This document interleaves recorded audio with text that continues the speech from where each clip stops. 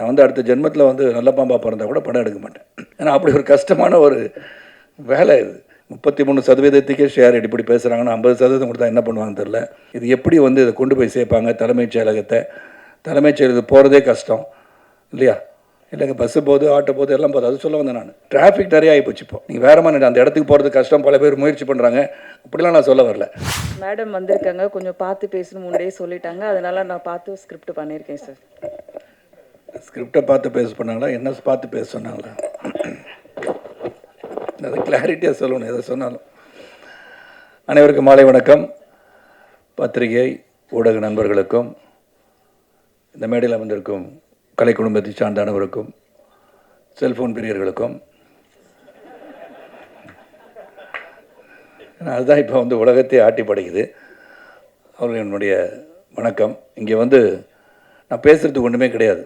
Basically Vasanthabalan வந்து சொல்லும்போது ஒரு டோட்டல் இந்த ப்ராஜெக்டை பற்றி மட்டும் இல்லை, அரசியல், வாழ்வியல் இதெல்லாம் ஒன்றா சேர்ந்து அருமையாக சிறப்பாக பேசிட்டார். இதுக்கு மேலே நம்ம பேசுகிறதுக்கு ஒன்றுமே இல்லை.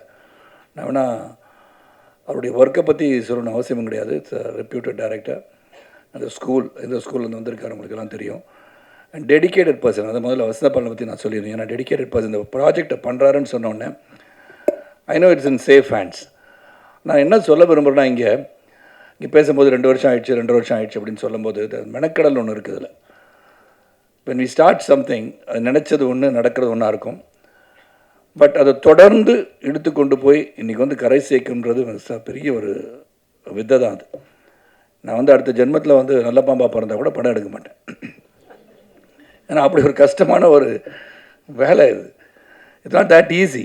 ஏதோ பக்கம் வெளியே இருந்து பார்த்து பண்ணிடலாம் நினைக்கலாம். It's not that easy. அதனால் அது வந்து எல்லாரையும் கோஆர்டினேட் பண்ணுறது, கெட்டிங் எவ்ரிபடி. இங்கே சொன்ன மாதிரி கிருஷ்ணா பற்றி சொன்னார், கோவமே வராது மனிதன்னு. இட் நீட்ஸ் தட் பேஷன்ஸ், பொறுமை தான். அந்த பொறுமை இருக்கணும் இதில். அந்த பொறுமை இருப்பவர் வெற்றி பெறுவார்கள். அதை வசந்தபாலன் சொன்னது எல்லாமே அடங்கிருச்சு. நான் என்னெல்லாம் நினச்சேனோ அதெல்லாம் அவரே சொல்லிட்டான்னு நான் நினைக்கிறேன். உண்மையிலே நோ எக்ஸாஜரேஷன் தேர்.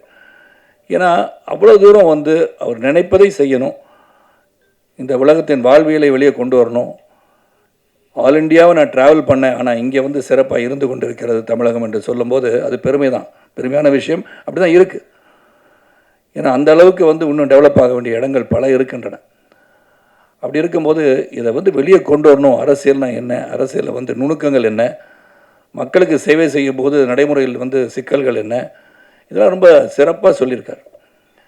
நான் கொஞ்சம் தான் அப்பப்போ வந்து ஆஃபீஸில் உட்காரும் போது என்ன பண்ணியிருக்காங்கன்னு பார்ப்பேன். அதுவும் ஒரு வசந்தபாலன் பர்மிஷன் கொடுத்துட்டான்னு கேட்பேன். ஏன்னா I don't like to go into the ஸ்பேஸ்ன்னு சொல்லுவேன் என்றைக்குமே. ஏன்னா அவங்க ஒரு கிரியேட்டர். அவங்க என்ன நினச்சி என் ப்ராடக்ட் வரும்போது தான் பார்க்கணும். அதுக்கு முன்னாடி ஏதாச்சும் கருத்து சொல்லிகிட்டு இருக்கிறதோ அதெல்லாம் தேவையும் கிடையாது. Not for Vasanthabalan. இங்கே ட்ரெய்லர் பார்த்தேன். அதுக்கப்புறம் அஃப்கோர்ஸ்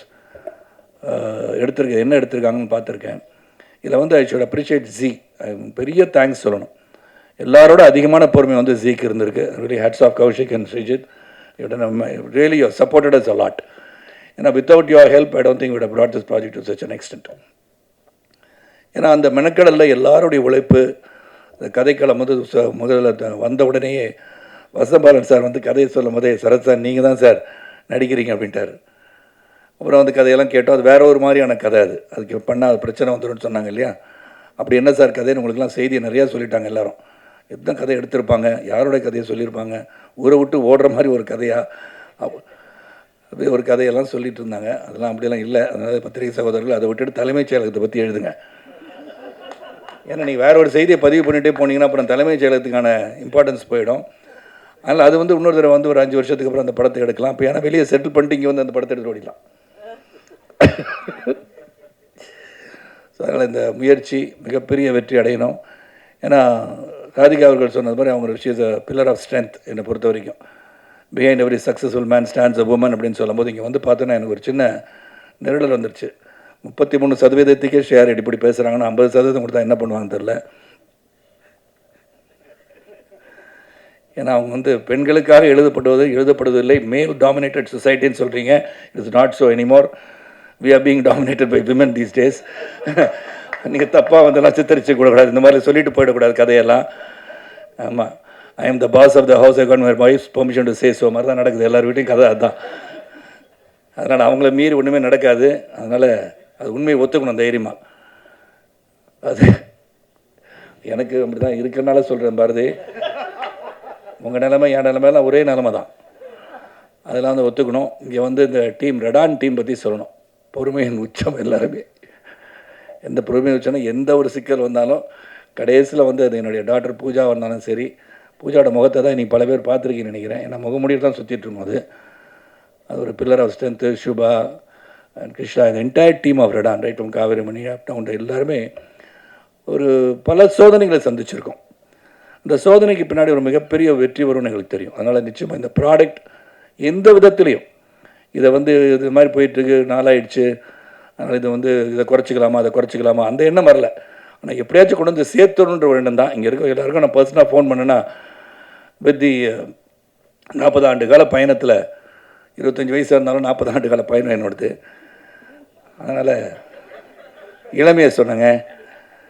அதனால் இந்த பார்த்தீங்கன்னா வசந்தபாலன், எனக்கு வசந்தபாலன் வந்து அந்த படத்தை பார்த்துட்டு அதை ஒன்றும் சொல்லலை, செக்கு கொடுத்தது மட்டும் சொன்னார். ஆனால் தேம்பி அழுதது அவர் சொல்லலை. நான் தத்துரூபமாக எடுத்திருந்தார் அந்த படத்தை. என் அண்ணனுடைய கதையை சொன்ன மாதிரியே இருந்துச்சு. அதெல்லாம் பரத்துக்கு ஃபோன் பண்ணியிருக்கேன். ஷேரடி மட்டும் தான் நான் பேசலையே, நான் மேடம் பேசிட்டாங்க. சந்தான் பாரதி பேசிட்டேன்.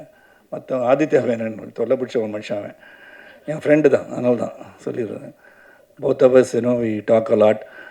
அவன் வந்து ஒரு டைனமிக் பர்சன். ஒன்றுமே நிறைய விஷயம் அவர் சொன்ன Balan really something about Aditya Menon, but many people do not know. Aditya Menon வந்து ஒரு என்சைக்ளோபீடியா. அவன் he knows a lot. And ஒரு எந்த ஒரு விஷயத்தை எடுத்தாலும் அந்த விஷயத்தை ஆழமாக டீப்பாக சிந்தித்து செயல்படக்கூடிய மனுஷன் Aditya Menon. I think soon I think Aditya is also direct. ஏன்னா அவ்வளோ விஷயங்கள், லாட் ஆஃப் ஸ்டஃப். அது வந்து அரசியலாக இருக்கட்டும், நீங்கள் அமெரிக்காவில் வந்து இலினாயில் என்ன நடக்குது அப்படின்னு கேட்டால் கூட சொல்லுவார். ஒரு I think is God that reading ஹேபிட்னு நினைக்கிறேன். அந்த மாதிரி ஒரு சிறந்த ஒரு ப்ராஜெக்டில் ஒர்க் பண்ண ஒரு சந்தோஷம். இதில் வந்து ப்ரொடக்ஷன் மேனேஜராக, ப்ரொடக்ஷன் எக்ஸிக்யூட்டிவாக, ரெடானோட டைரக்டர் ஆப்ரேஷன்ஸாக, ஃபினான்ஸ் அட்வைசராக இதெல்லாம் பண்ணது எனக்கு ரொம்ப சந்தோஷம். இது சேலஞ்சிங் தான். அதுக்கு வந்து உண்மையிலே நான் வந்து இந்த டீமுக்கு ஹாப்பியாக இருக்கணும். டீமுக்கு வந்து தேங்க்ஸ் சொல்லணும். ஏன்னா so many issues they faced.